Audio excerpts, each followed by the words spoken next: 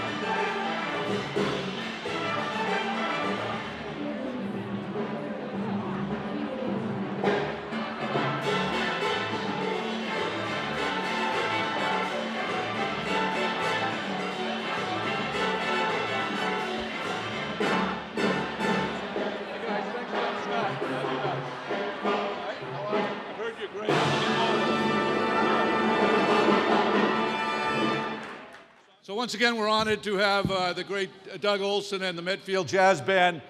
Many of you know this, but some don't, that they've just arrived back from a week in Cuba and had a tremendous time down there and played in other concerts. We know that here in Medfield, kind of the birthplace of Lowell Mason, the father of music and education, you know, we're honored to really have an award-winning jazz band, but a music program. And all you guys, you do a great job. You make us proud, so we're really honored to have you come to town meeting every year. Thank you very much. Okay. Okay, good evening and welcome to our 2017 annual town meeting. I'm Scott McDermott, and I'm once again honored to be your town moderator and to be here tonight to conduct Medfield's annual town meeting.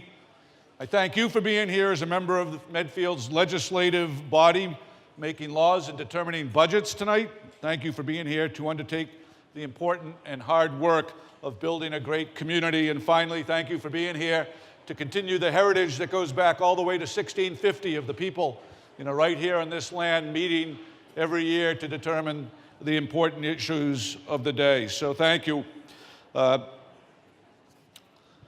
will now ask that our town clerk read the return of service of our warrant. By virtue of this warrant, I have notified and warned the inhabitants of the town of Medfield qualified to vote in elections and at town meetings by posting attested copies of same at 5 public places 7 days before the date of elections as within directed.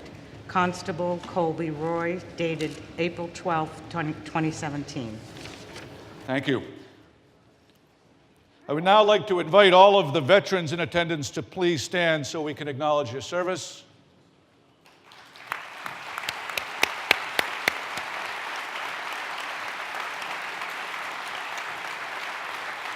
Thank you. Now, before our veterans sit down, or not quite quick enough, if everybody would please stand. And we're going to stay standing through the Pledge of Allegiance, the national anthem, and for a moment of silence. So to begin with, I've asked at microphone number 1, Ann Thompson, former select woman, volunteer in all kinds of fashion, and a community leader for years and years, to lead us in the Pledge of Allegiance.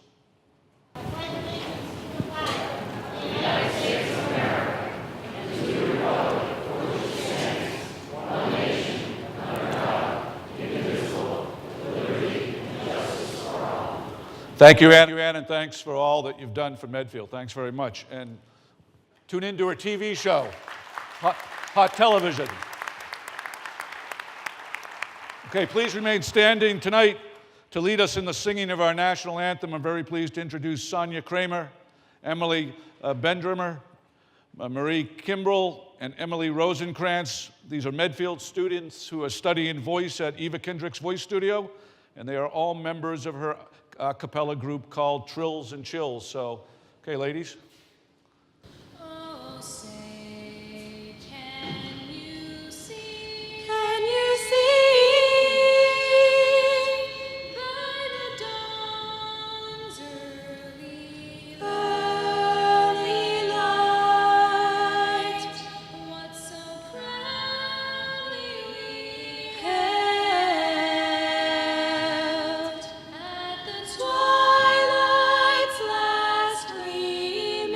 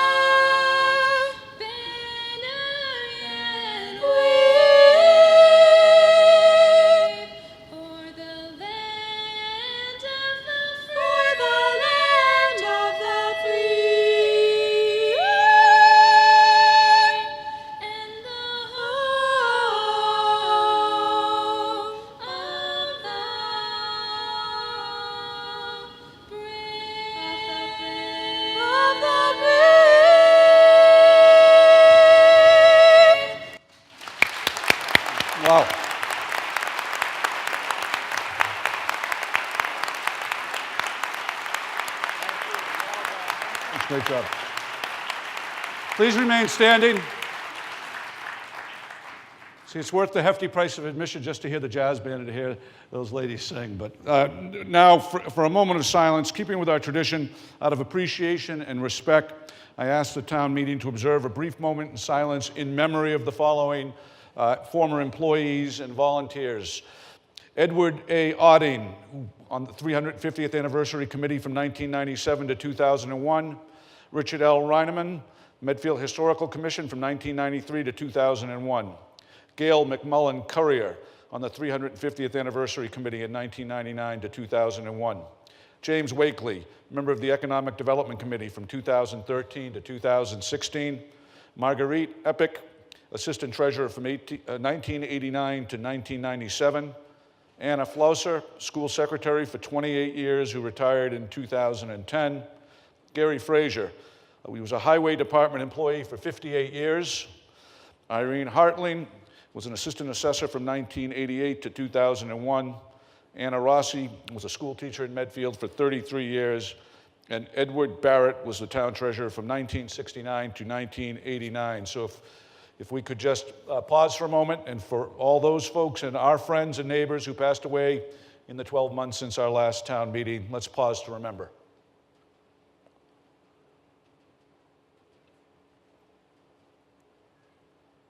Okay, thank you. Okay, please be seated. Next is going to be our introductions. I have the honor of introducing our town clerk. To my immediate right will be working with me tonight on the town meeting, Carol Mayer. And I also have the honor of introducing Osler Pete Peterson, who is the chairperson of our Board of Selectmen, and he's going to introduce the executive branch of our government, which is on my right. Seated next to Carol Mayer is Evelyn Clark, who is the administrative assistant to the Board of Selectmen. Next to Evelyn is the assistant town administrator, Christine Treweiler. Next to me is the town administrator, Michael Sullivan. To my right is Selectman Clerk of the Board of Selectmen, Michael Marcucci.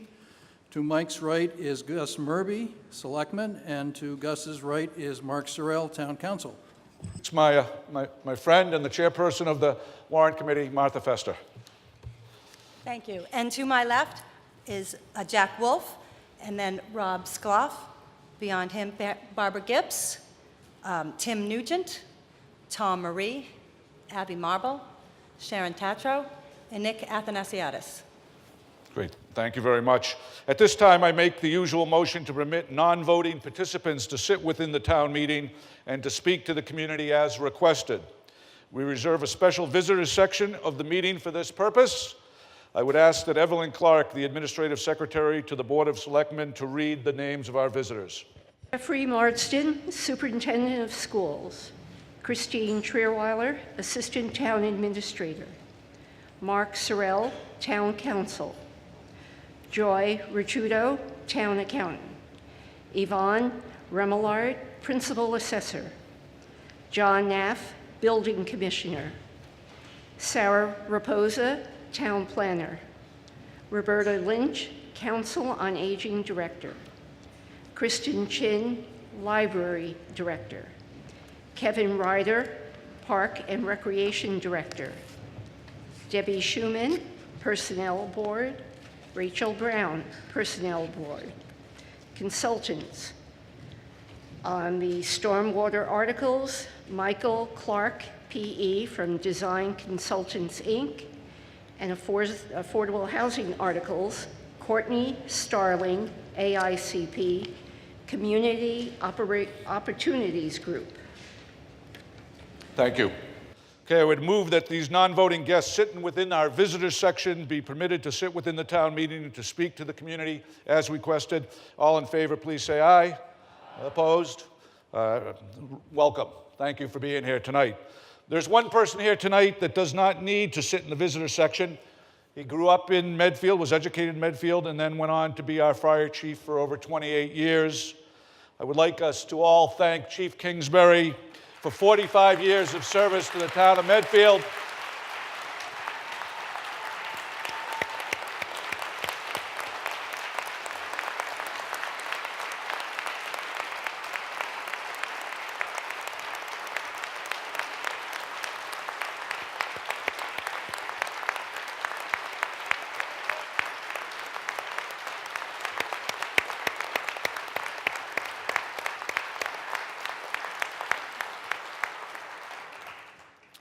Chief, we'd also like to recognize and thank your wife, Jean, and your entire family.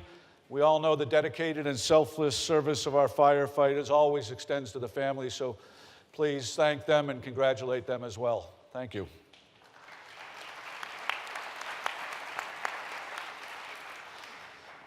Okay, here we go. Our meeting guidelines are set forth on pages 1 to 3 of the report of the warrant.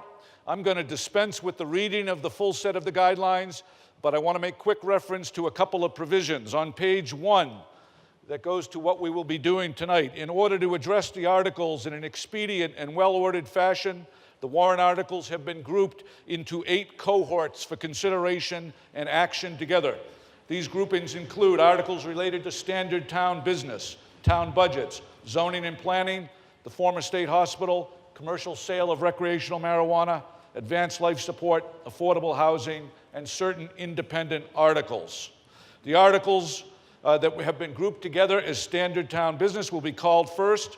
These articles are designated into groupings including the consent calendar, personnel issues, water and sewer, Department of Public Works, and miscellaneous articles concerned with standard town business and operating procedure.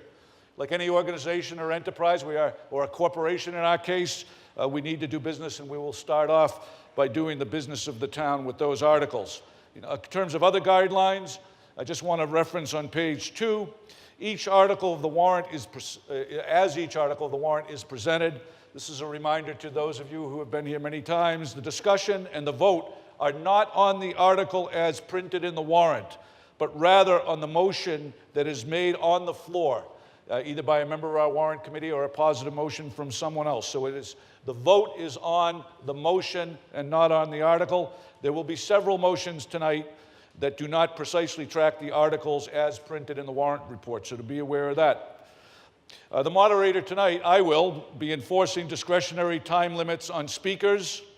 I don't know why the word dispatch kept coming in my mind today, to move with dispatch. It's usually our challenge of providing due consideration of these very important, serious, and sometimes strategic articles, but also to move ahead with due expediency. We'll try to find that balance tonight, but there may be several times when I do, and please don't be offended, I ask our speakers to move along, or I cut off the debate at a point where I think we're ready to vote. That way we hopefully can have a one-night town meeting and get through all 49 of the articles that we need to address.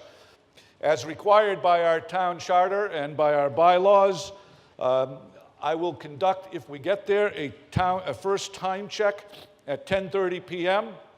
and then a second time check at 10:45 p.m.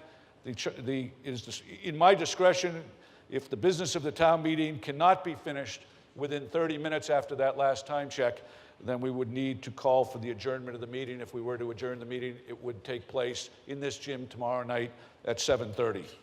So,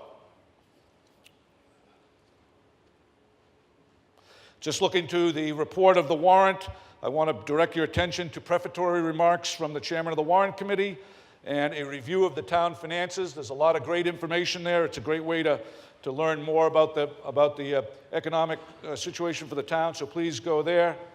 And in the back of the book on page 99, there is a scorecard for you to kind of keep track of our progress, if you like, through the articles. I would now ask that Martha Fester, who is chairman of the warrant committee, to make some prefatory remarks. Thank you, Scott. There's so much good news in Medfield. We're blessed with dedicated town employees and volunteers who work tirelessly for the good of our town. We're in control of key components of our town's future, notably at the former state hospital land and in managing our affordable housing commitments. We benefit from low inflation, low unemployment, low interest rate, and increasing property values. Yet we cannot let relative prosperity allow us to relax our fiscal constraint. Homeowners pay about 95% of our property tax and bear the burden of funding all of our town services. We must manage tax growth for all residents, and particularly for our neighbors on fixed incomes. The budget season began in January with the potential for 3 override votes. During financial reviews, the warrant committee challenged department heads to trim costs without sacrificing essential services, and they made it happen. As a result, the operations portion of the budget is essentially flat, helping us avoid 1 override. However, some of the strategy used to develop this year, to balance the budget may not be available to manage tax growth in the future. Department heads have also been prudent about overtime and staffing decisions while ensuring that we provide competitive compensation to our talented personnel. The recommended budget protects our strong bond rating by maintaining necessary levels of free cash and stabilization funds, and with continued funding of our OPEB trust. This allows us to borrow at low interest rates, which saves money for our taxpayers. Recommendations on budgets and articles were made with a multi-year view and the following strategic considerations. Investment in maintenance and master planning of the state hospital continues this year for the 3rd year. Many of the town's other initiatives depend on the outcome of this process, and at a fall town meeting, a master plan must be approved so we can stop investing in the plan and start solving some of our housing and revenue problems. Salaries and benefits represent almost 70% of our budget and consistently grow faster than the operational expenses. Addition of permanent staff is not recommended without fully vetting alternative options. Managing our commitment to affordable housing on a scale that does not overwhelm our town character or resources is a priority. Safe harbor must be maintained by working with the private sector and by providing public support when necessary. A 20-year capital plan will soon be complete, and we anticipate increased funding demands to support a new school, building repairs, fleet maintenance, pavement management, and other initiatives. Strategies to provide affordable housing and mitigate tax burden for our seniors are essential to keep our older citizens in town, despite inevitable tax growth. And steps have been taken to manage soaring health insurance premiums to contain costs for individuals and employees, individual employees and for the town, and this really must continue. Long-term planning and interdepartmental collaboration are areas where Medfield has seen growth and can continue to benefit from improvement. However, even the best plans can be disrupted by unexpected events, so adaptability is another key to success. Medfield's leadership is a healthy mix of people with institutional knowledge and fresh new approaches. They deserve credit for maintaining a culture of fiscal conservatism, which allows Medfield to thrive year after year in a continuously changing landscape. An enormous thanks is owed to my fellow warrant committee members. Some members have completed their terms and will be retiring from the committee. However, we anticipate a fall town meeting, so I'll refrain from goodbyes at this point. All of these volunteers deserve recognition for donating considerable time and talent to this process. The warrant committee has been vigilant about balancing the short-term and long-term needs of the town and balancing the needs to fund services with managing tax rate growth. We've challenged town department heads and each other, and our recommendations reflect input from a thoughtful and diverse group. While we're not always unanimous, we've worked together constructively to present our considerations and recommendations, and we hope our efforts will help you, the voter, to ultimately determine how to spend your tax dollars. Thank you. Thank you, Martha.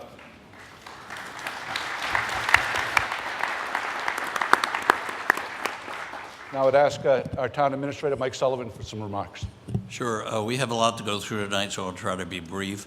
And I'd just like to reiterate what Martha said about how lucky we are to have the volunteers and employees we have, and then include, especially in that, the warrant committee, which was so ably chaired this year by Martha. She did a tremendous job and spent more time at the town hall than half of us. But if you read, I'd refer you to the warrant report, pages 8 through 11. There's a section on town finances that tries to sum up what the town meeting's about this year. And I'll give you a very brief idea of what will happen. If you follow the warrant committee recommendations, your tax rate will probably go up somewhere in the vicinity of 50 cents. The tax rate now, I believe, is $16.89. So it's about a 3% increase. Now, if you say, why is it up more than 2.5%? It's because that figure, that 3%, includes new growth from new construction and any land subdivision. So it actually, your individual tax bill, if it wasn't for any impact from reval, would go up about 2.5%. If you pass the 2 overrides that are requested tonight, that will add about another 23 cents to the tax rate for an increase of about 73 cents or 4.3%. And that can vary somewhat depending on the term of the bonds, the interest rates we get, and whatever, but it's an approximate figure. So you're talking about either 3% or a 4.3% increase in the tax rate, depending on your actions tonight. And that's basically about it. There are several issues tonight that are going to have to be considered. Advanced life support within the fire service. You've got the housing issues, setting up an affordable housing trust and funding it. You have, I believe, 9 or 10 zoning articles, many of them dealing with the definitions of single-family, two-family, and multifamily housing. And one in particular you should be aware of is inclusionary zoning, which would require multifamily developments over a certain size, certain percentage of the units be set aside as affordable units so that it will not fall further behind in our 40B housing count. So those are the main issues before you tonight. And I hope that we can get, I'll shut up so we can get on and try to get through it one night. Thank you. Thank you, Mike. Okay, we're going to move right on to the consent calendar. The consent calendar is used for expediency and efficiency and for deliberate dispatch by acting upon certain articles as a group. For reference or some background on this, you can see pages 15 and 16 of the report on the warrant. I will now identify the articles that will be placed on the 2017 consent calendar. And as I read the brief synopsis of each article, if you would like further discussion on that article, please signify by saying hold. If an article is held, the subject article will be considered after we vote on the consent calendar. For passage, Article 2, to accept the report of town officers. Article 3, to accept cemetery perpetual care funds. Article 4, to adopt bylaws for revolving funds. Article 5, to authorize expenditures for revolving funds under Chapter 44, Section 53.5. Article 6, to adopt sewer betterment deferral and recovery agreements for seniors. Article 7, to increase maximum payment for senior tax work-off programs. Article 8, to authorize the use of bond premiums to pay for project costs and reduce bond authorizations.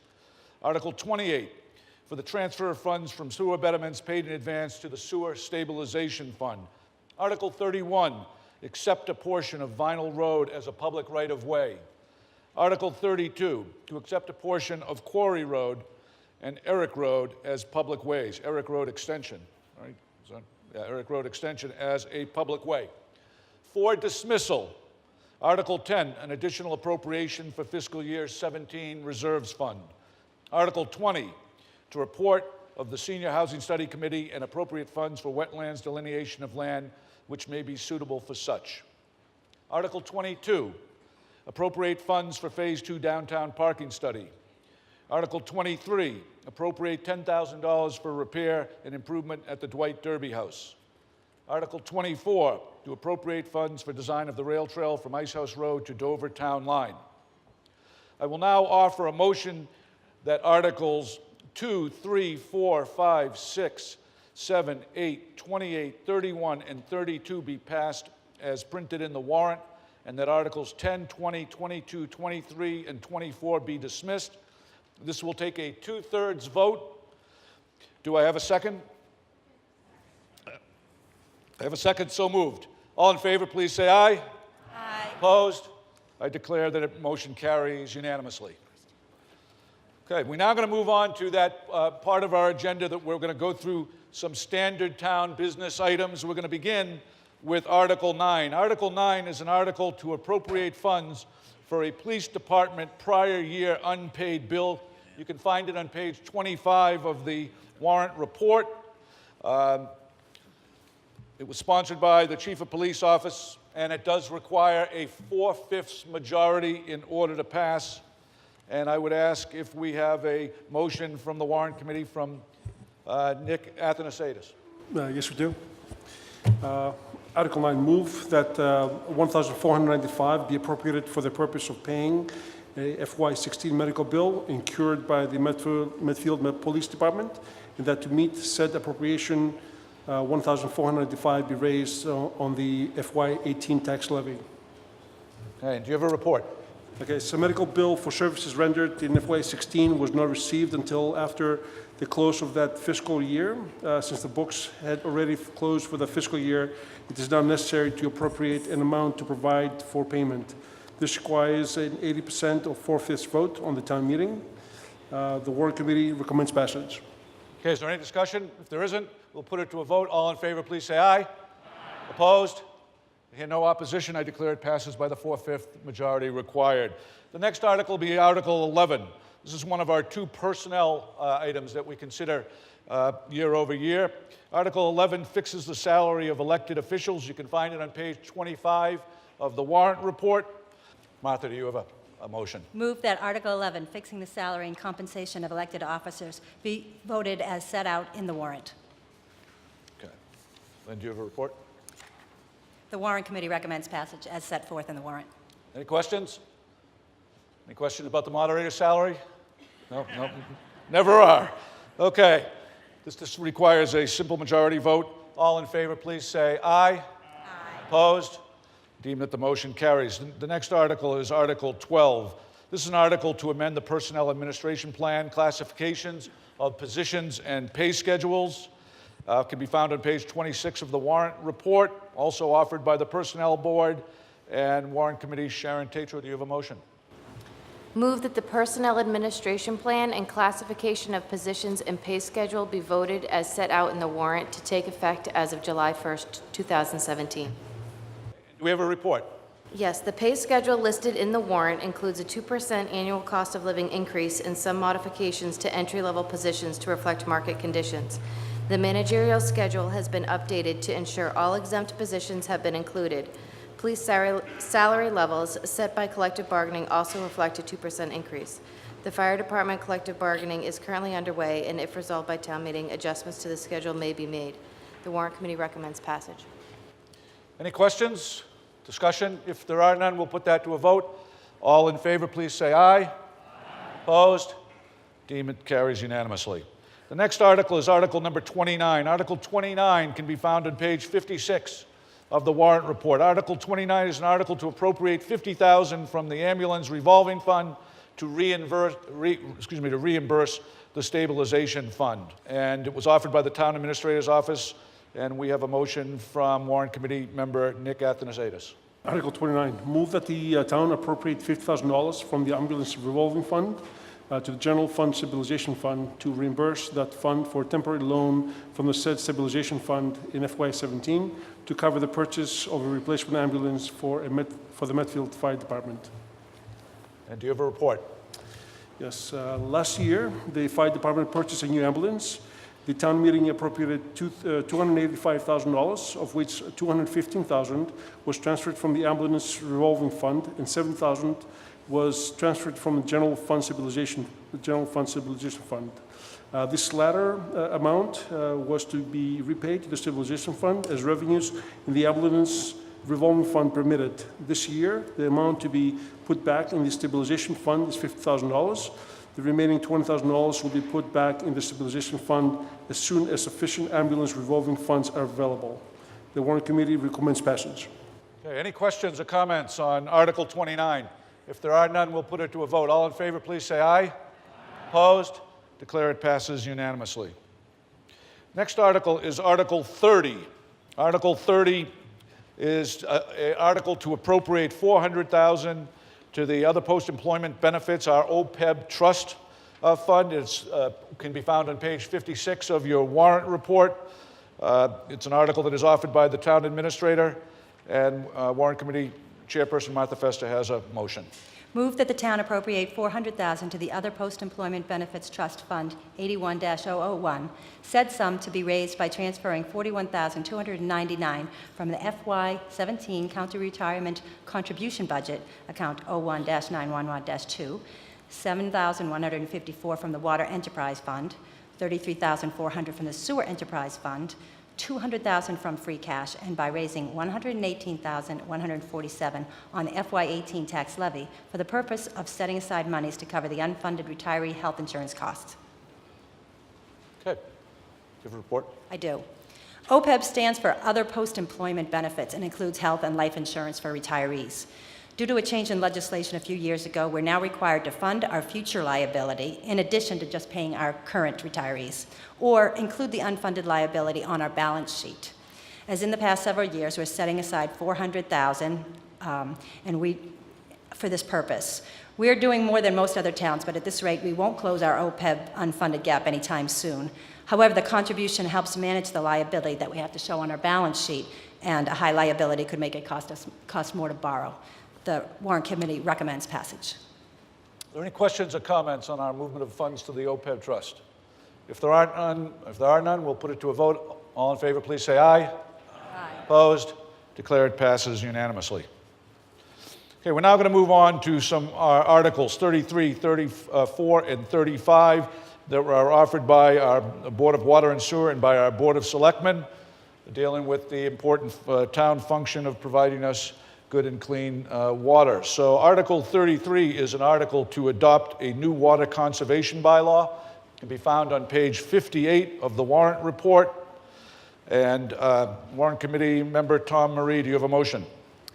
Article 33, move that the town amend the code of the town of Medfield, Chapter 270, Water Article 1, Water Conservation, by striking the existing article in its entirety and replacing it as set out in the warrant. I have a report. The Massachusetts Department of Environmental Protection, as a condition of granting water withdrawal permits to the town of Medfield, requires that our town adopt provisions to promote water conservation. In full review of the entire article and its associated sections, what is reinforced is the necessity of water conservation, its crucial link to our natural resources, and how all consumers can use water more efficiently. Water conservation is most often defined as any beneficial reduction in water loss, waste, or use. Amending our town bylaws will simply bring Medfield into compliance with the DEP requirements as set forth by the Commonwealth of Massachusetts. The Warrant Committee recommends passage. Thank you. Comments? If there are no comments, we'll put that to a vote. All in favor of voting for the motion to adopt a new water conservation bylaw, please say aye. Aye. Opposed? Declare it passes unanimously. Article 34 on page 62 of the warrant report is an article to adopt a new bylaw to authorize Water Department representatives to enter private property to inspect, repair, and/or replace water meters and establish funds for denial of entry. This is offered again by the Board of Selectmen and the Water and Sewerage Board. And Tom, do you have a motion? Move that the town amend the code of the town of Medfield, Division 2, Regulations 270, Water, by adding a new Article 2, Public Water Supply System, and a new Section 270-15, Water Department Access, thereunder as set out in the warrant. Yes. Water meters need to be changed periodically. This imperative need is invariably connected to water resource protection in the form of conservation and efficiency. Water use on a per capita basis varies widely from community to community and also from season to season. Yet the data shows that great opportunities remain for improved efficiency in water systems and water use by consumers. Tantamount to this, and what is not fair to all citizens of Medfield, is the existence of inaccurate or slow meters that raise the cost of water. Such meters exist in Medfield, and they raise the cost to all residents whose water meters measure actual use. Our town's water department for many years has encountered difficulty in gaining access to many of these properties. Massachusetts state law permits, without penalty, the town water department to enter private property to inspect or change water meters.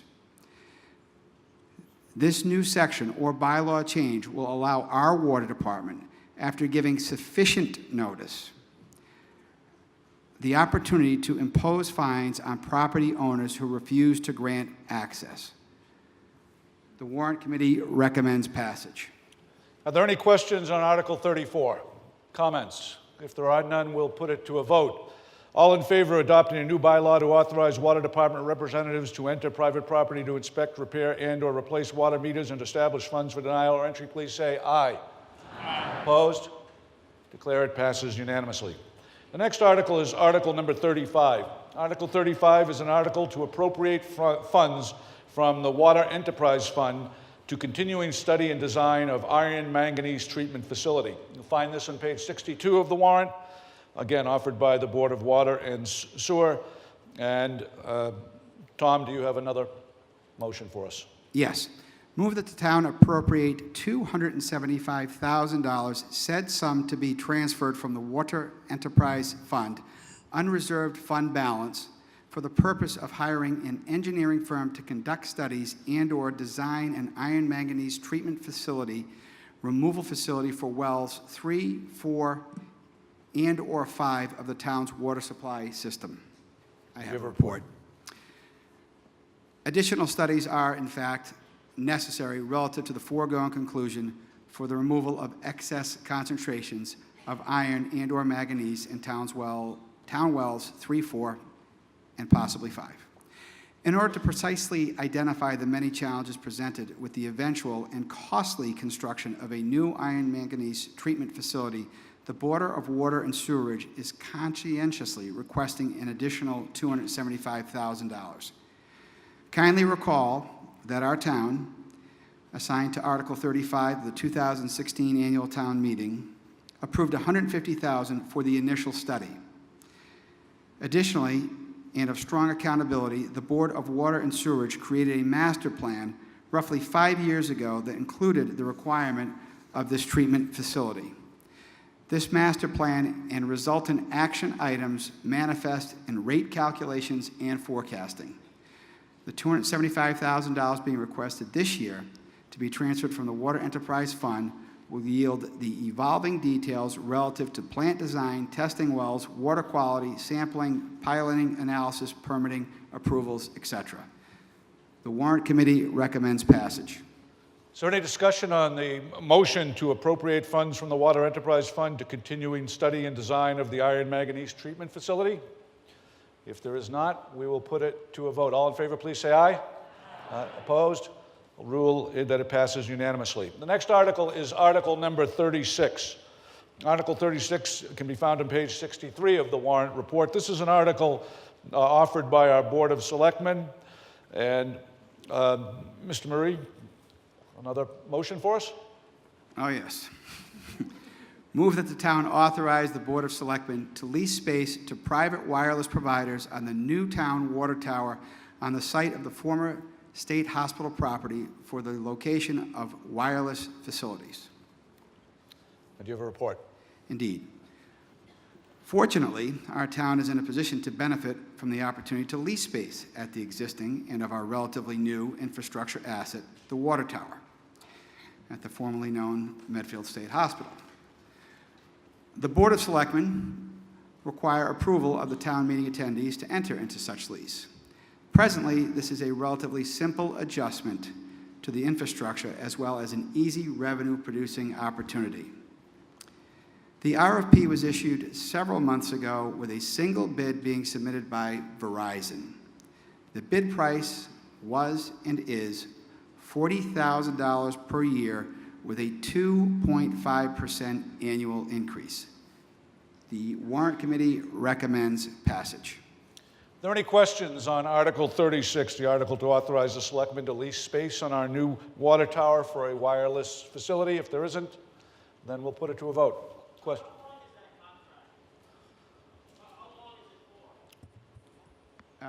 Mark Sorrell, would you answer that, please? As long as we can get it. The wireless carriers don't like to commit to too long, but we probably would try for 20 years, perhaps in 5-year increments, which is what we have on the other water tower at the moment.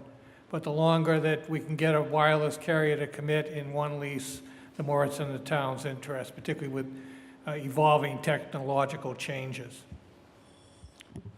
Okay, any other questions, comments?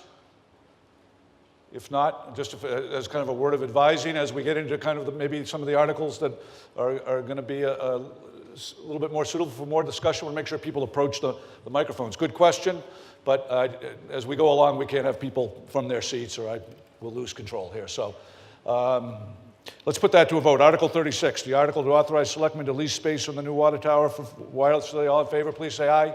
Aye. Opposed?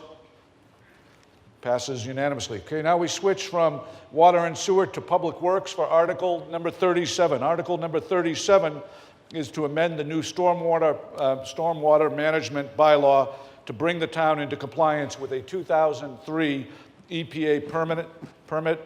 The article can be found on page 63 of the warrant, and Mr. Marie has a motion. Move that the town amend the code of the town of Medfield to add a new chapter 235 Stormwater Management as set out in the warrant. And do you have a report, please? Indeed. The EPA has the authority to develop, implement, and enforce federal stormwater regulations. Combined with this is the Federal Stormwater Management Act, which requires our town to apply for a stormwater discharge permit every 5 years. The permit, which entails total and ongoing compliance, will contain limits on what can be discharged, monitoring and reporting requirements, and other provisions to ensure that the discharge does not hurt water quality or people's health. This article will amend the code of the town of Medfield to adopt a stormwater management bylaw, which, along with Article 38, forthcoming, will bring Medfield into compliance with the permit. The warrant committee recommends passage. Any questions regarding Article 37, the amendment to the new stormwater management bylaw, which will bring the town into compliance with a 2003 EPA permit requirement? If there is none, we'll put it to a vote. All in favor, please say aye. Aye. Opposed? Deem that it carries unanimously. The next article, also an article sponsored by the Board of Selectmen, found on page 76 of the warrant report, is Article number 38. This is an article to adopt a new wastewater pollution abatement bylaw to bring the town into compliance with the 2003 EPA permit we referenced on the previous article. And Mr. Marie, do you have a motion? Move that the town amend the code of the town of Medfield, Chapter 270, Water, by adding a new Article 3, Water Pollution Abatement, as set out in the warrant. And do you have a report? Yes. Upon review of all aspects linked to the amendment and added bylaw concerning pollution abatement, this is necessary and straightforward. Article 37 and Article 38 are in league and in unison based on the Federal Stormwater Act permit stipulations. The warrant committee recommends passage. Are there any questions or comments relative to Article 38, the article that has a motion to adopt the new water pollution abatement bylaw, again, to bring the town into compliance with a 2003 EPA permit? If there are none, we'll put it to a vote. All in favor, please say aye. Aye. Opposed? Declare it passes unanimously. Okay, there you go. That's 26 articles, so we're more than halfway done. So not bad. Okay. I'll tell you what's going to happen now. So the remainder of the articles have been grouped into cohorts based on their topics. In this little container right here, there are 7 folded up index cards that will say on the back of them either town budgets, zoning and planning, former Medfield State Hospital, commercial marijuana, advanced life support, affordable housing, or independent articles. And then after we finish all of that work, the last one we do is free cash. So I'm going to reach in and see what we get first. We're going to start with affordable housing. These are Articles 16 and 17. Okay, Article 16 can be found on page 45 of the warrant report.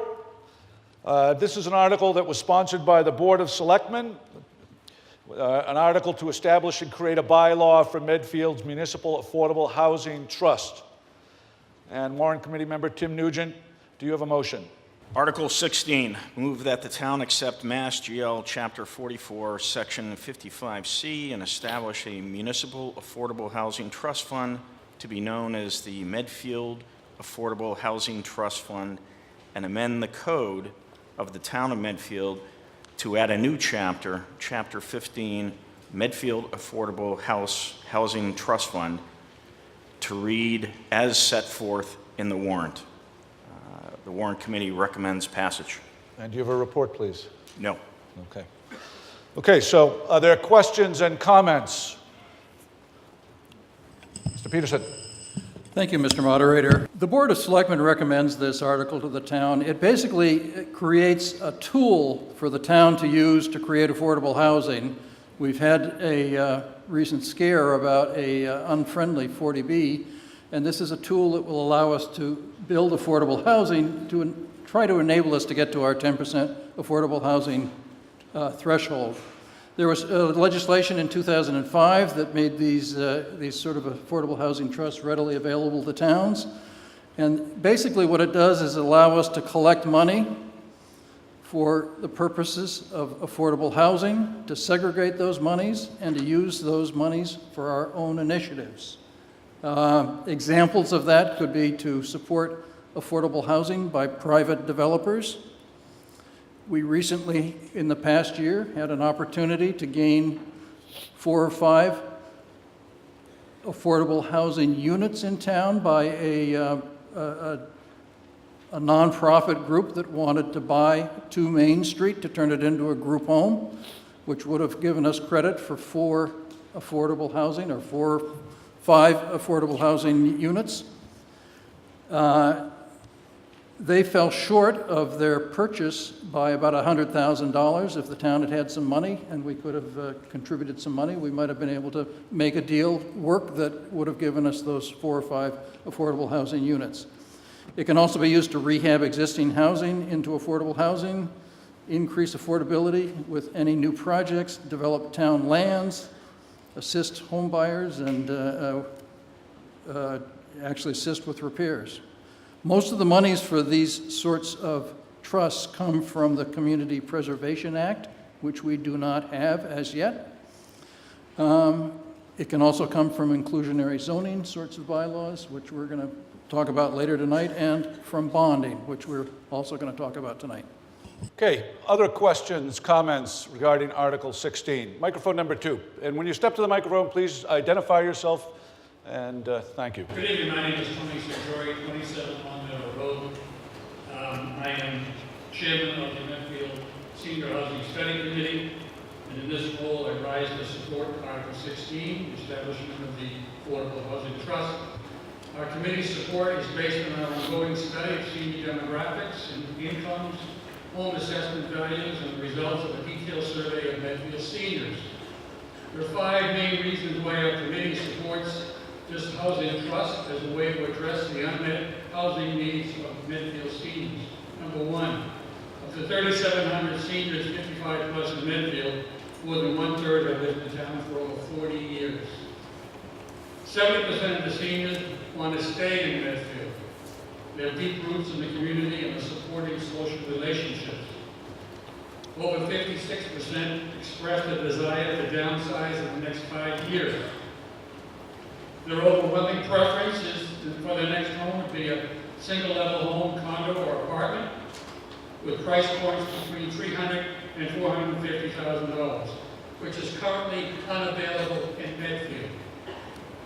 The majority of seniors are troubled by high real estate taxes and a lack of affordable and appropriate housing.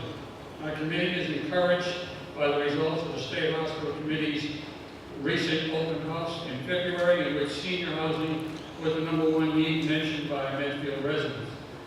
We look forward to working with the State Hospital Committee and will continue to advocate for senior housing as a prominent feature of their master plan. The establishment and funding of the Affordable Housing Trust is a positive step towards meeting the needs of underserved Medfield seniors. Thank you for the support. Thank you. Okay, thank you for the work of your committee. Other questions or comments? If there are none, we'll put Article 16 to a vote. Requires just a simple majority. All in favor of establishing and creating a bylaw for Medfield Municipal Affordable Housing Trust, please say aye. Aye. Opposed? Okay, I declare that it passes. Article 17. Article 17 is an article to appropriate $1 million and bond this amount to fund the Affordable Housing Trust. It was offered by the Board of Selectmen and through a citizen petition. It can be found on page 50 of the warrant report. And we do not have a positive motion from the warrant committee, so I'll turn to the Board of Selectmen to see if we have a positive motion. Scott, I'm down here for this one. We move that the town appropriate $1 million for the purposes of acquiring public land and/or public property, designing and/or constructing affordable public housing within the town, and for the payment of all costs incidental and related thereto. Said sum to be transferred to the Medfield Affordable Housing Trust Fund for said purposes, and that the treasurer-collector, with the approval of the Board of Selectmen, be authorized to borrow in accordance with the provisions of Mass General Laws, Chapter 44, Section 7.1, or any other enabling statute as may be appropriate, and that the Medfield Affordable Housing Trust Fund be authorized to expend said funds to enter into contracts with federal, state, and/or private parties, and to apply for and accept federal, state, and/or private grants to accomplish said purposes, provided that all appropriations authorized under this article be contingent upon approval of a so-called Prop 2.5 debt exclusion in accordance with Mass General Laws, Chapter 59, Section 21C. Okay, this is, of course, Selectman Michael Marcucci. And Michael, do you have a report? Yes, I do. And this is the hard part of these two articles, which is the money to pay for all the nice stuff that Pete talked about. So this is where the selectmen are coming from on this issue, and I'm speaking on behalf of the whole board. And I'm going to explain why we think this bond is a good idea. This is the right time for it. You know, there has been a lot of discussion about affordable housing in Medfield since the fall with the Medfield Meadows proposal, which fortunately failed through the efforts of so many of our citizens in the Dale Street Neighbors Group, our legislators, and others. But that was a temporary reprieve from this law. And this trust and this bond are part of the plan that the Board of Selectmen are putting in place to make sure that we are not again confronted with that type of proposal. There have been efforts by the town administration and the Affordable Housing Committee in the past, but as of now, as a board, we favor moving forward with action to accomplish what needs to be done on 40B. So I'm going to go over is where we are, what we've been doing, what we'll use this money for, and then finally a summary of the costs. And where we are is this, and this is the working assumption that the board has, and that is that we are going to get to the 10% number required by 40B one way or the other. We're going to get there on our terms, or we're going to get there on the terms set by the state and by developers. Those are our two choices. There is no option where we can simply sit aside and hope this never happens to us. So we're going to get there, and this bond and this trust is part of the effort to have some control. So here's where we are. In Medfield, we have about 4,200 total housing units, and I apologize for those of you who have been hot on top of this issue for a long time. There's going to be a lot of repetitiveness here, but for people who might be new, I want to go over this. 283 of those units are affordable. They count on what the state calls the subsidized housing inventory, so we are 139 units short of 10%. After the 2020 census, we'll probably be about 160 units short. And the reality is that as long as you are short, whether you're short by 1 or by 100 or by 1,000, a developer can come in, take advantage of the 40B law, and essentially bypass most of our zoning requirements, as we saw with the proposal that was made last fall. And for Medfield, based on the math, that means a development up to 200 units. So what we've done, if I can move ahead here, is we adopted a housing production plan in October 2016. And the housing production plan is an option the state gives to towns, short of getting to the 10% number, to have some control over developing affordable housing. It kicked around for a while since the town administration and the Affordable Housing Committee put it together back in 2012, but it was adopted in 2016. It's a very long document. If you haven't read it, you're probably not going to be able to get through it tonight. But to summarize, what it calls for, and this was adopted by the Planning Board and the Board of Selectmen, is a balanced approach with a mix of different kinds of housing in various locations around town, not concentrated in any one neighborhood or any single development. Now, had Medfield Meadows come to pass, we would have met our 10% number based on that, and it would have been concentrated in a single neighborhood. So, under the housing production plan, you have the opportunity to reach what is called safe harbor, which means if you can produce 21 units per year, 0.5% of your total, you can get a one-year reprieve from 40B. And so the short-term goal of the trust and of this bond is to get us to safe harbor until we are to our 10% over the course of the next 6 to 8 years. Now, the good news is we are close for the next year. We think through the efforts of the town administration and through private developers that we will make those 21 units. The Zoning Board of Appeals approved the Country Estates project on Hospital Hill, which added 13 units to the subsidized housing inventory. And we have developed, with the developer Bob Borelli, a local initiative project at 67 North Street, the former Jacob Cushman House. That will add 8 rental units, 2 of which will be affordable. And because of the state formula which favors rental units, we will get credit for 8. So if and when, and the Board of Selectmen has strongly supported that project, the town government has assisted the developer in making the applications to the state and in doing the marketing plan for the affordable units. We believe that when that project is approved, we will be able to apply to the state for our certification of 21 units, and will be in safe harbor from roughly July of 2017 to July of 2018. So that's the good news. So why are we asking for $1 million? Well, we have cautious optimism for 2017 and 2018. And in the long term, under the plan, we think we have a lot of options and time to plan, and that over the long term, we will be able to develop enough private projects with some support and endorsement from the town that we won't need to contribute public funds to it. But our challenge, as we see it now, is safe harbor from the 2018 to 2020 period.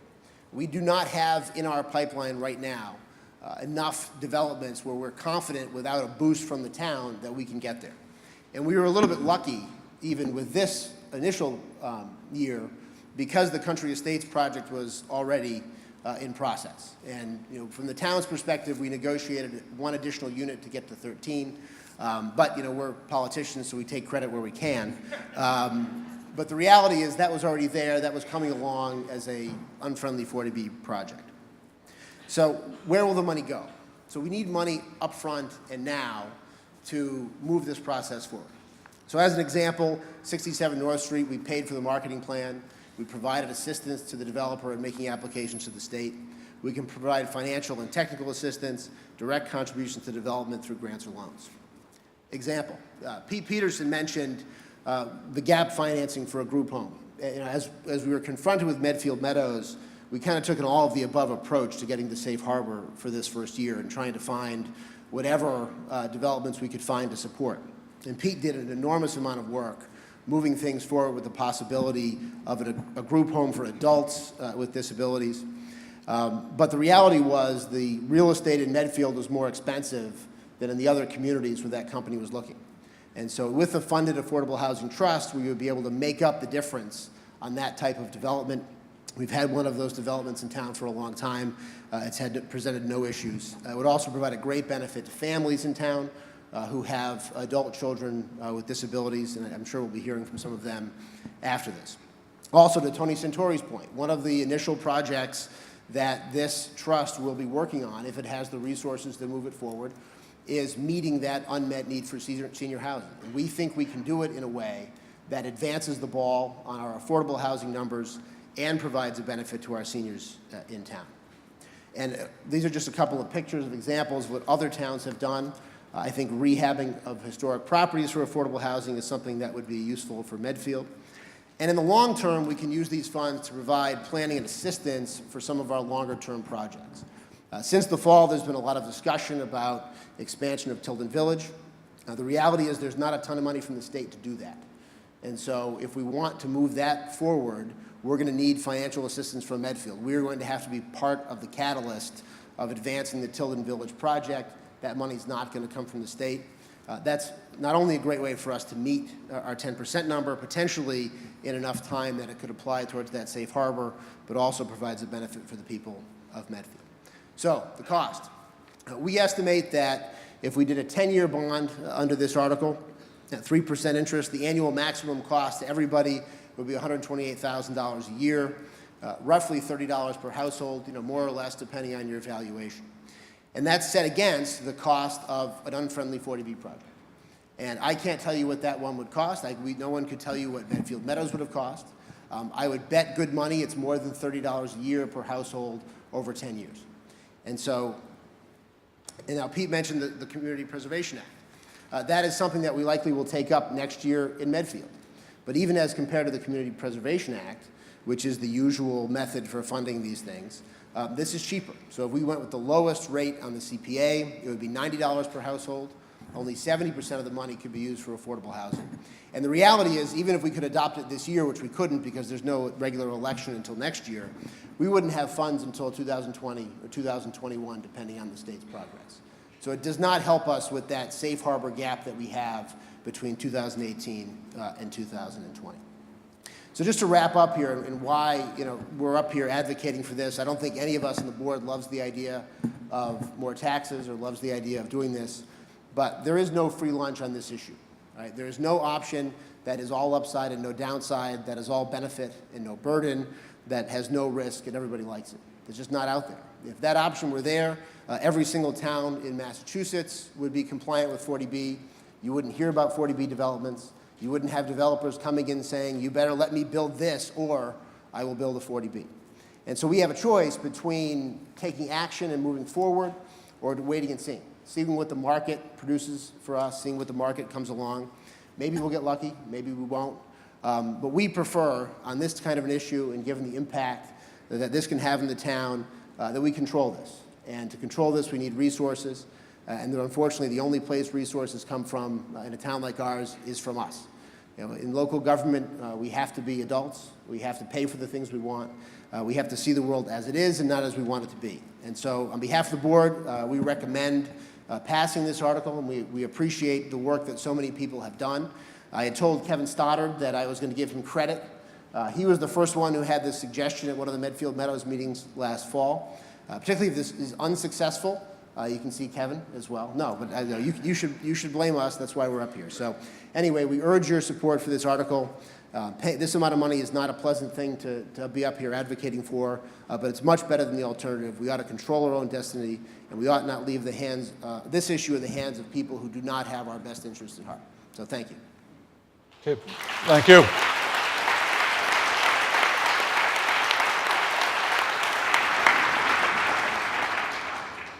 Okay, we have an adverse report from the Warrant Committee. Mr. Nugent.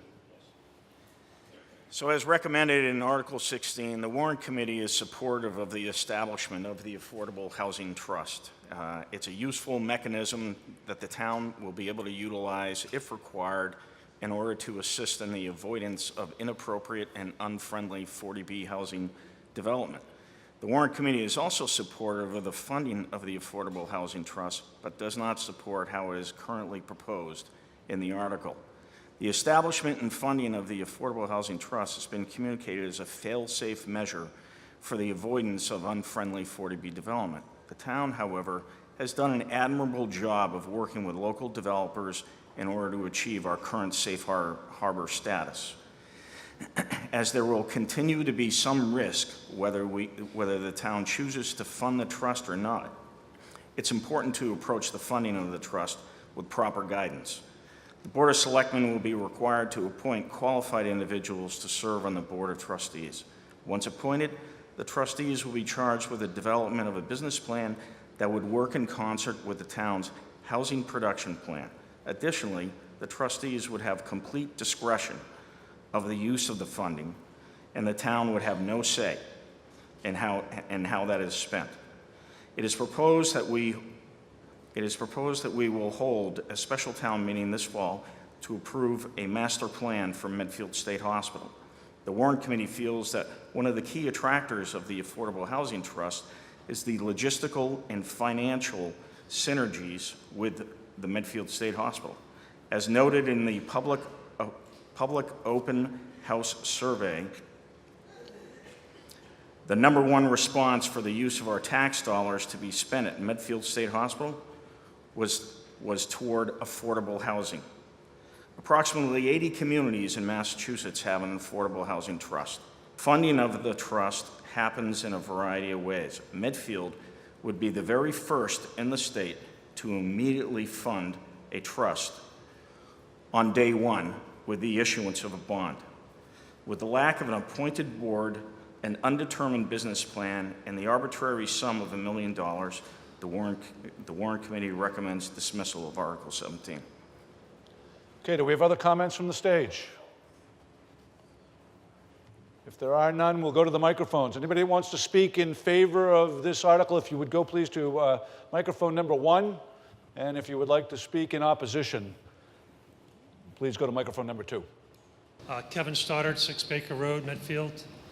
2 years ago, this town voted to buy a Redgate farm for $1.36 million, ostensibly to prevent a builder from putting up 7 single-family homes. This is kind of a loose way of preventing building in our town that we didn't want. Allocating $1 million to an affordable housing trust to help develop responsible projects on a tight timeline of 21 units a year will give us some control over when, where, and what gets developed to satisfy a 40B. If we don't wake up and take control, we could be again looking at a 200-unit development like we did this spring or late last year. 200-unit apartment complex helps the builder. The equity goes to the builder, not the residents. We also voted, as was mentioned, over $3 million by the Medfield State Hospital. Part of that was to get affordable housing. A year from now, I highly doubt, regardless of how quickly we move, we'll have 21 units approved by, I think Mike said, July or October of next year to meet our next commitment. This amount is, the $1 million is about 1.5% of the budget we're voting on tonight. And I think if we look at the last project, it was at such a height that we probably would have had to buy a new fire engine just to reach the top floor to service that building. And that's not something the state helps us with. That's something we have to pay for. My recollection is a fire truck would have been about $800,000. So I think taking control, albeit there's going to be a board, there are going to be people that have authority, we have to place our trust in citizens. People that are honest and have integrity can step up, get on this trust, and be transparent with how the money is being utilized. So I'm in support of funding this for $1 million. Thank you. Well, thank you.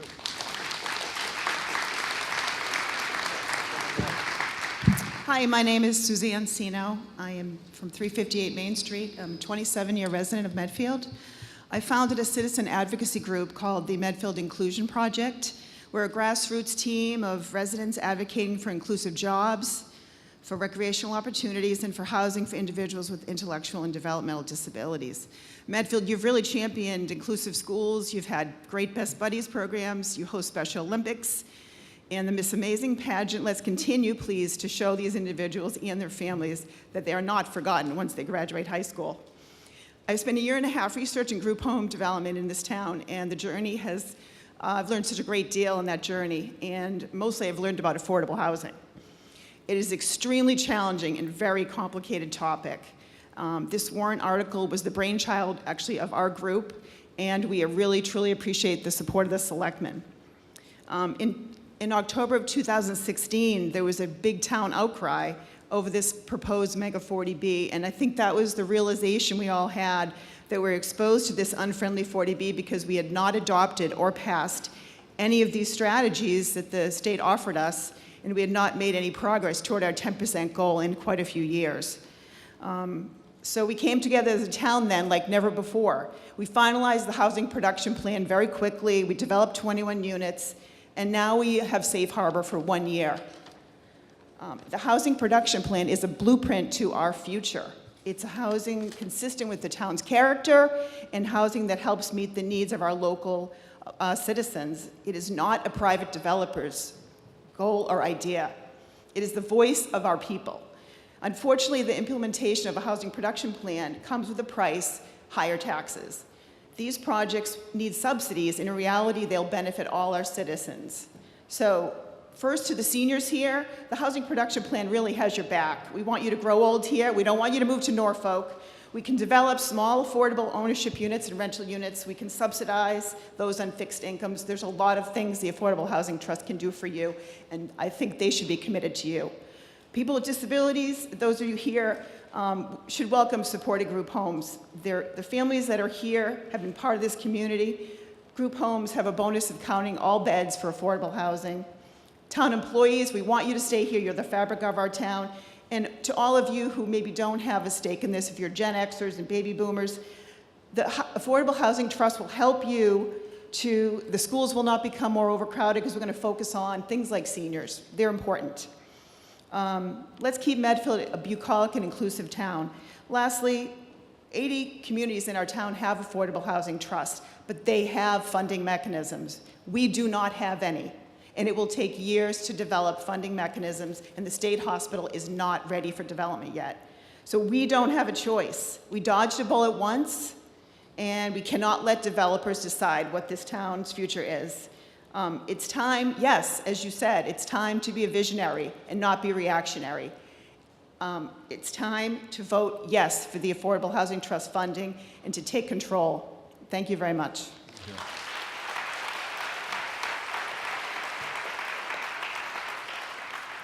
Tony Santori, 27 Long Meadow Road. As I mentioned to you earlier, the senior housing study found that most seniors wanted homes between $300 and $450, maybe as high as $500. And that's primarily because seniors bought their homes 30, 40 years ago. Right now they're valued at $500. If they sell it for $500, they might net $450. Take $450 and where do you go in Medfield? You go to Norfolk. One of the things I might suggest to the committee, besides putting money into the trust, one of the biggest factors in the cost of a development is the land. Land is more expensive in Medfield than it is in Norfolk, than it is in Lakeville or some other small town. Why can't the town put some of the town-owned land into the trust?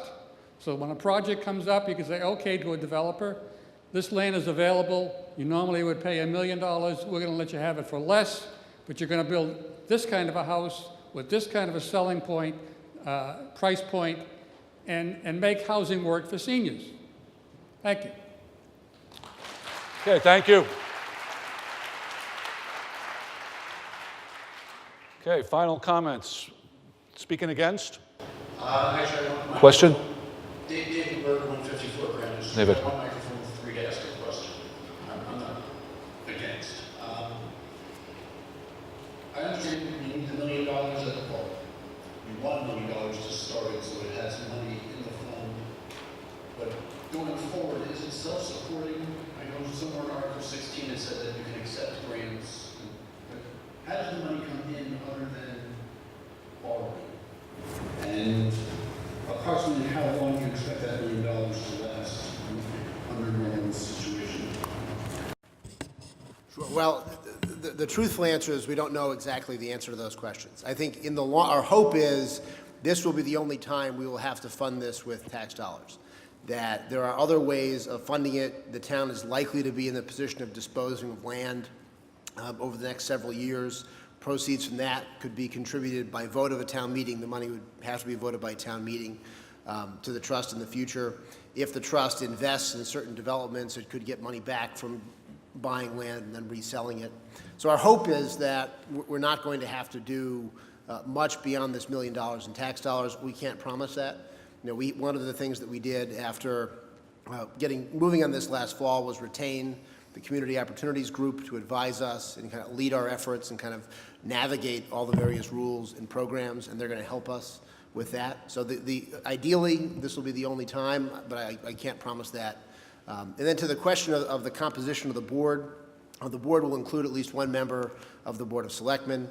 There will be public meetings. Any projects that are proposed in advance would still have to go through the zoning board and all of that. So you would still have the same type of public vetting that you would have of a normal development. It just would be with the support of the town and the trust. So it is not a free-floating, autonomous, all-powerful entity that can do whatever it wants with the land of the town. Okay, well, final two comments. First from microphone number 1. Sure. Richard Judge, 8 Juniper. Just want to be fully in support of this. As selectmen down the Cape, we were given the ability to avoid potential pitfalls by acquiring property before it came on the market. Developers, we were able to take 150 homes off the market before they came on the market because the town had allowed us to purchase a golf course where there was a huge operation going in. We saved ourselves the cost of a school and a junior high two schools actually in one $1.5 million investment. I can't tell you enough that how many people I heard grumbling at the last 40B meeting that we weren't prepared and we weren't ready to take on something like this. The selectmen and Kevin Stoddard, I want to thank them for putting us in a position to be able to react within the next round of 40B, necessary 40B units. If I were a developer, I would say, boy, the town of Medfield is not going to be protected the year after next. So for a minimal cost of $30, this is a no-brainer. Otherwise, we're staring down the barrel of another proposal within the next 2 years. Thank you.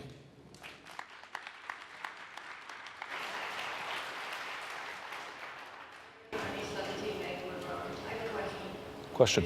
This trust does not work out the way we want it to. How do you get rid of it? Generally, under Massachusetts law, you can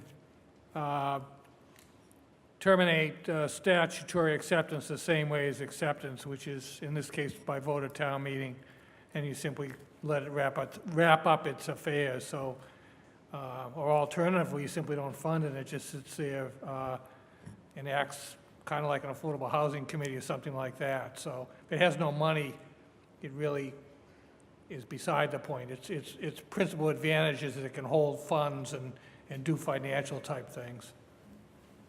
Okay. Mr. Nugent. Just to follow up on the question from the gentleman over there a couple minutes ago, is in terms of the ongoing funding of this trust.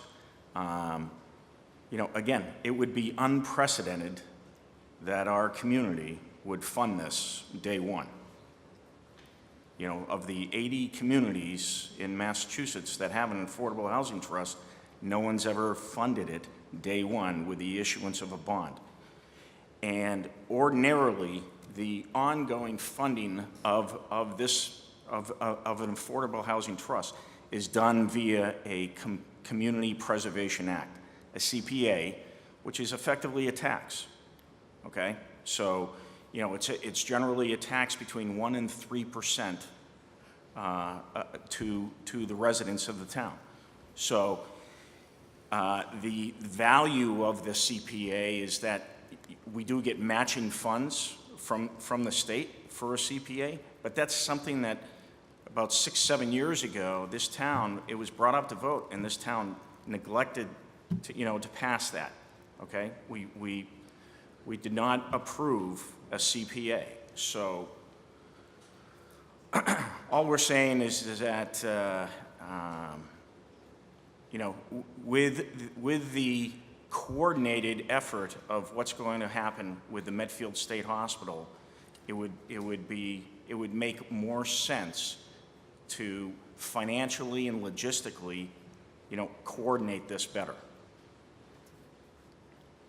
Okay, final comment. My name is Brent Nelson. I live at 28 Dale Street. I'd like to just respond to that now the second time that you brought it up. It's certainly true the CPA is one way to fund this in an ongoing manner. And it's also true that that's not going to be something that can happen in the timescale that matters for protecting our town from future developments like the one we avoided this fall.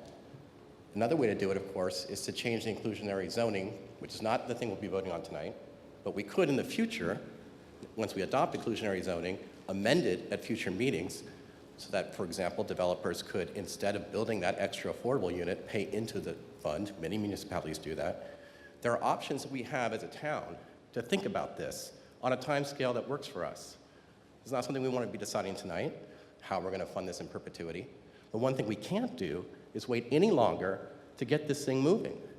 Look, you know, if we move heaven and earth like we did this current year, and we get 17 units this time next year, the Affordable Housing Trust is what gets us the extra 4. And woe to us if we only end up with 16, 17, or 18 units. And the very next day, that comprehensive permit application arrives on the desk of the ZBA. Right, that's what we're up against. The developers know what we're doing here. Let's not reward them. Let's do the right thing, and we'll worry about the continuing funding when that time comes this time at the next meeting. Right? That's, I think, the most prudent thing for us. Thank you. Good. Any more comments from the stage? No, we're going to put this to a vote. We're voting on the motion on Article 17 to appropriate $1 million and bond this amount to fund our affordable housing trust, which we just created. This would require a 2/3 vote to approve. It does also require a debt override that would require an election to be held sometime in June. So just to kind of set the stage for the next step upon its in the process. So, with that said, we're going to vote now for or against. All in favor of appropriating the $1 million and bonding this amount for the Affordable Housing Trust, please say aye. Aye. Opposed? Nay. Could I see a show of hands? All in favor, please say opposed. I'm going to declare it passes by the 2/3 required.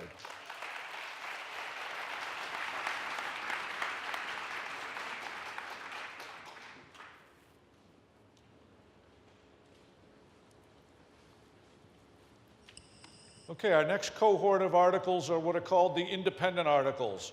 These are articles number 21, 25, 26, and 27. We'll start with number 21, which can be found on page 52 of the warrant report. This was an article that was sponsored by the Board of Selectmen to appropriate funds for downtown improvements. And warrant committee member Barbara Gibbs has a motion.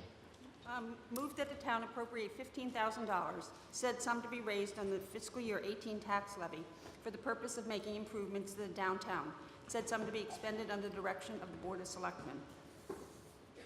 And do you have a report, please? I do.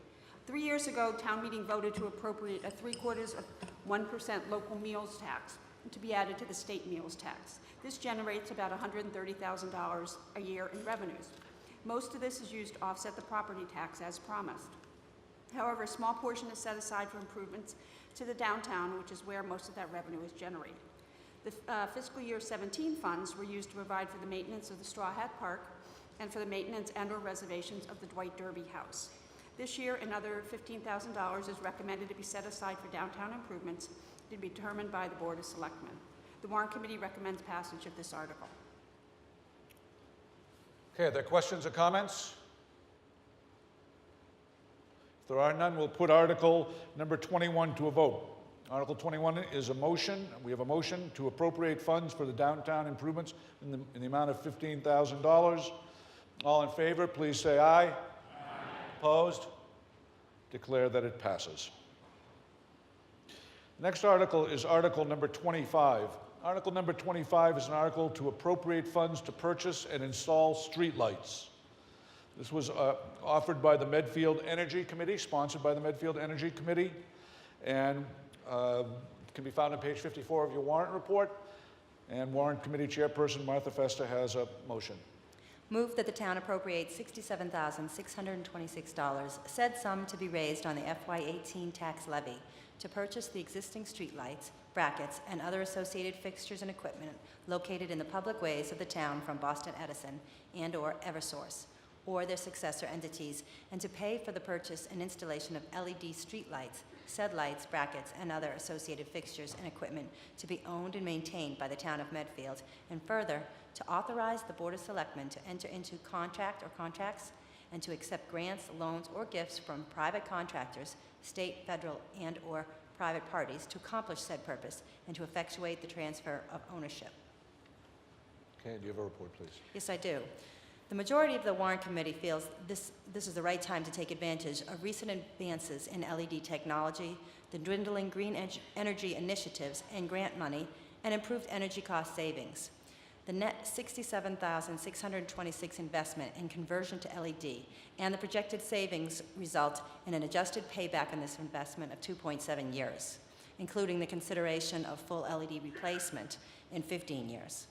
Even if we double the projected maintenance costs, which was the Warrant Committee's biggest concern, the payback is still a very reasonable 3.1 years. We support the reduction in energy use by converting to LEDs and recognize that technology may well continue to improve. This rapid payback gives us the flexibility to consider future upgrades without losing the benefit of this initial investment. After the initial 3 years, this project should give the town considerable annual cost savings of approximately $25,000 per year. The Warrant Committee recommends passage. Okay, from the Board of Selectmen. Yes, thank you, Mr. Moderator. The Board of Selectmen is unanimously in favor of this article. It makes economic good sense for the town because it's going to save us money.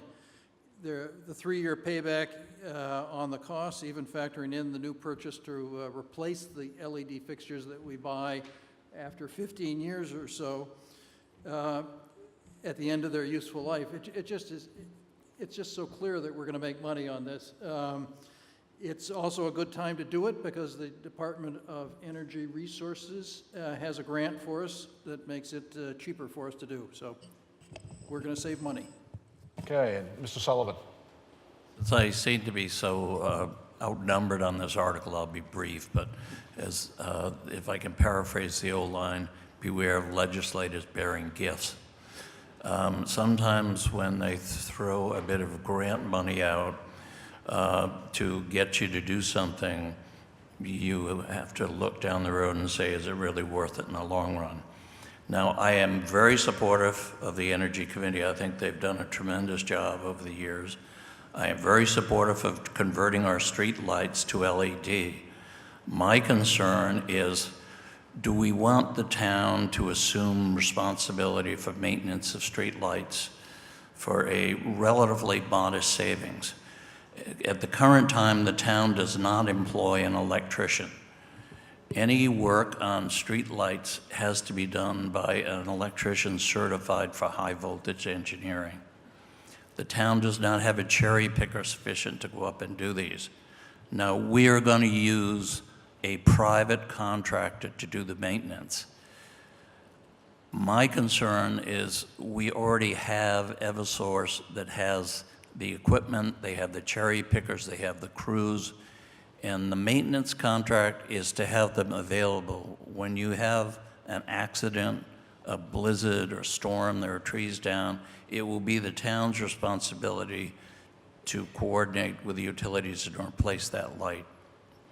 There is the DPU currently is conducting hearings for a LED utility-owned street lighting rate that will take effect January 1st, 2018. My feeling is we should wait and see what that rate is and then compare it to what the savings are going to be through this program. I think with the promise of some state money, we're being rushed into this. And I think we should take our time before we suddenly have to come back and say we need a cherry picker, we need to hire an electrician, because the private contractors aren't working out. Thank you. Thank you. Microphone number 1. Jerry Kazanjian, 77 Granite Street. I've been in town 39 years, and I remember about 35 or 37 years ago, I sat at the town meeting and we voted to take away a bunch of street lights to save some energy. So if we don't listen to Mr. Sullivan, although I do agree with you, Mike, if we do pass this, can we get some of our street lights back so it's not so dark, since we're saving money? Just a question. Comments? You can certainly get your street lights back if you want to pay to get some street lights back. It's just, it's the town's meeting's choice. If they want to spend some money on it, they certainly can. And just to follow up on the town administrator's comments, it really comes down to a question of where does the town call when they need maintenance? Do they call to Eversource, or do they call to the private maintenance company that we are hiring that is already baked into the savings? We're going to save the money. We just call the private company instead of Eversource to do the maintenance. Microphone number 1. Yeah, Fred Bunger, 3 Maple Street, member of the Energy Committee. We've been studying streetlights in the Energy Committee for about 5 years. We have held off on it because of concerns about technology and the color of the lights. That's been solved. Now we have an opportunity to get a grant. To Mike's point, maybe you can look for the hidden strings, but we have already been accepting lots of grant money from the state, and it's all turned out pretty good if you look at the solar project at the waste treatment plant. Regarding maintenance, I've talked to 4 or 5 different towns. They all have a different way of approaching it. Most of them hire it out to contractors that have a proven record. They're reliable, they show up, and as Pete points out, you call them, they come. So all the calls won't be going to Mike, which I think he's really afraid of. and the scary, we have to hire an electrician. The towns that are big have hired electricians, and that's the way they handle it. We're not big enough to do that. We found reliable contractors. I support this. Regarding the Eversource rate case, we did the calculations on what they are proposing to the state, and yes, it will save us energy, but because Eversource is a profit-minded corporation, it won't save us any money. So, again, our recommendation is for passage of this article. Thank you. Okay, well, thank you. Microphone number 2. Thank you. Thank you for your Teresa on Highland Street, and I'm just wondering if you can tell me something about the color of these LED streetlights. The American Medical Association issued a warning in June 2016 regarding white LED lights. Fred, do you want to handle that? I will, but Fred Davis is a lot more. He's a lighting expert, lives in the town, and he's better qualified. There you go. Fred Davis, 82 Bridge Street. So yes, I'm in the energy efficient lighting business for many years now. So unfortunately, there's a lot of articles that have appeared in the public press, in the popular press, I should say, dealing with this concern from the AMA. What people don't tend to see are the technical papers that have been done in response. And we did send a batch of them to the warrant committee, who had a chance to review them. As Fred said, whatever one's concerns might be about this, they become moot when you consider that today, as opposed to 2 years ago, say, these LED streetlights are available in both what's called neutral colors and warm colors. The so-called blue or cool colors really haven't been used for about 3 or 4 years at all. Most now are neutral, and in the last year there are warm colors available, so with just about the same energy savings. But to get into the technical aspects of why the AMA paper was problematic, that would take a while. I don't know if people want to do that, but we did submit a batch of those technical papers to the warrant committee. They did review them. Okay. Why don't you stay there at microphone number 1 in case there are more questions. Microphone number 2. My name is Tom Powers, Elm Street, and I just wanted to point out that, I like the idea of it. As this gentleman just said, you call the contractor, they come. I think a little later we're going to find out that we're going to be dissipating the ambulance, and we find out when you call the contractor, they don't come. And so it just seems to rely on outside contractors is a bit of a concern, that's all. Okay, thank you. Comments? Any other further comments? Okay, if there are none, we're going to put the motion to a vote. The motion is to appropriate funds to purchase and install streetlights. It requires just a simple majority. All in favor, please say aye. Aye. Opposed? Could I have a show of hands, please? If you would, all in favor, please raise your hand. And all opposed? I'm going to declare that it does pass. Good. Article 26. Article 26 is an article to appropriate funds for beaver trapping and beaver dam removal. It can be found on page 54 of your warrant report. It's an article that is sponsored by our town administrator, and warrant committee member Rob Skloff has a motion. Article 26, move that the town appropriate $5,000, said sum to be raised on the fiscal year 2018 tax levy for the purpose of trapping beavers and removing beaver dams and lodges throughout the town, said sum to be expended under the jurisdiction of the town administrator. And do you have a report? I do. In recent years, beavers have been cutting down trees and building dams and lodges all over the town, blocking culverts and flooding backyards and septic leaching fields. This has created public health and public works problems. The town has hired a private contractor to trap the beavers and to remove the dams, which has to be done with care to avoid downstream flooding. In addition, DPW crews are frequently called upon to unblock culverts. Warrant Committee recommends passage. Okay, this one would require just a simple majority. Do we have any questions or comments? If not, we will put this to the vote. The motion is to appropriate funds for beaver trapping and beaver dam removal. All in favor, please say aye. Aye. Opposed? Well, dear, the motion does pass. Okay. Article 27. Article 27 is can be found on page 55 of your warrant report. It's a article sponsored by the Committee to Study Memorials, and this one was to name the Millbrook Bridge on Elm Street the Colonel Douglas C. McKeechee Bridge. And do we have a motion from Sharon Tatro? Yes. Move that the town name the bridge crossing Millbrook at Elm Street the Colonel Douglas C. McKeechee Bridge and appropriate $500 to fund a sign designating this bridge as such and to fund appropriate ceremonies in recognition of the occasion. Okay, and a report, please. Yes. Colonel McKeechee was an A&P executive living at 72 Elm Street. He went to Washington, D.C. in 1940 and left Pearl Harbor. He was made a colonel and put in charge of the General Purchasing Board, handling war supplies from his post in Great Britain.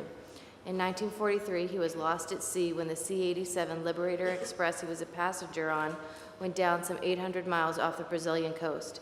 He was 42 years old at the time and left a wife and daughter back in Medfield. His remains were never found. The Warrant Committee recommends passage. Thank you. And at microphone number 2, Mr. DeSorga.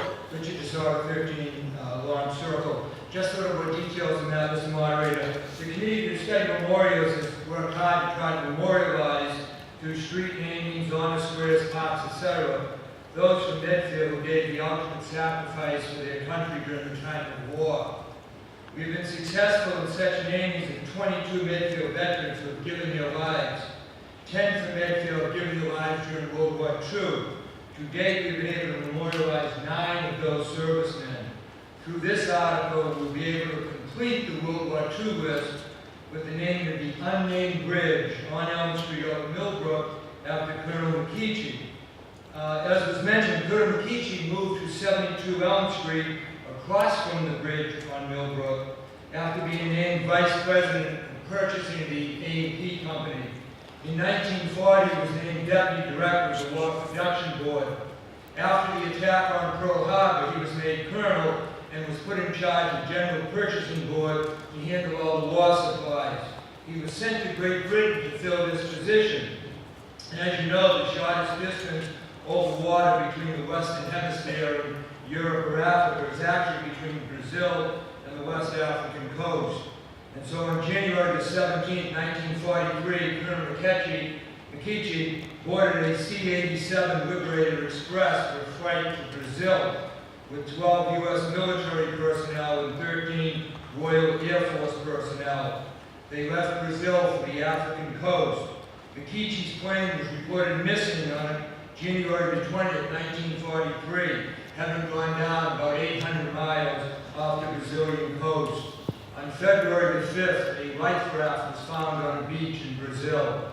One body was identified as an American member of that freight crew.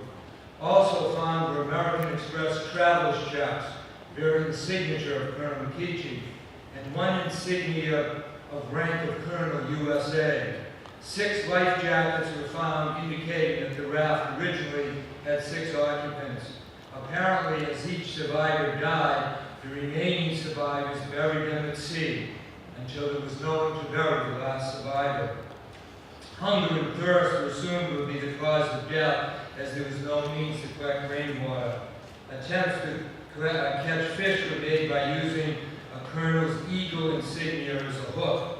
Bones and tails of small fish were found in the raft. Colonel McKeechee, who left a widow and daughter back in Medfield, is listed as missing in action. He was 42 years old. His remains were never found. Through town meeting action tonight, Colonel McKeechee will be remembered and honored through the naming of this bridge across from his former home. Thanks to the detective work of veteran agent Ron Griffin, his grandchildren have been located in Florida, Texas, and California, all arranges to come to the dedication of the bridge to learn about a grandfather they never knew and a town they never heard of that is remembering his service to our country.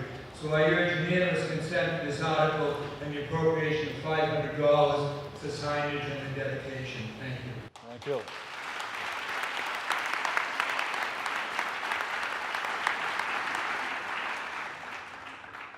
Okay, well, I dare you to vote against Richard DeSorga here tonight.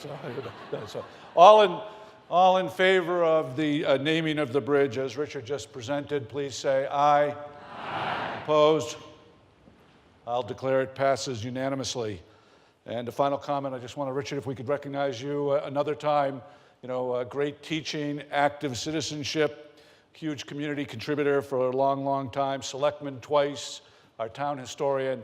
We thank you all for your tremendous service to Medfield.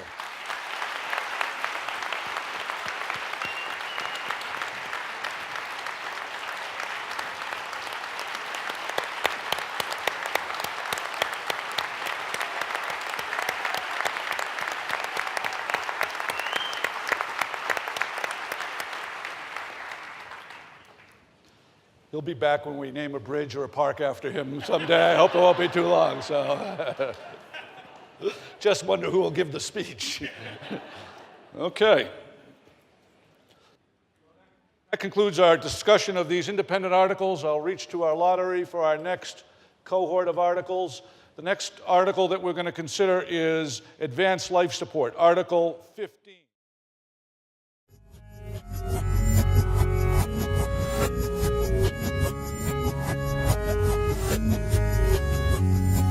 You're watching Medfield TV, community shows.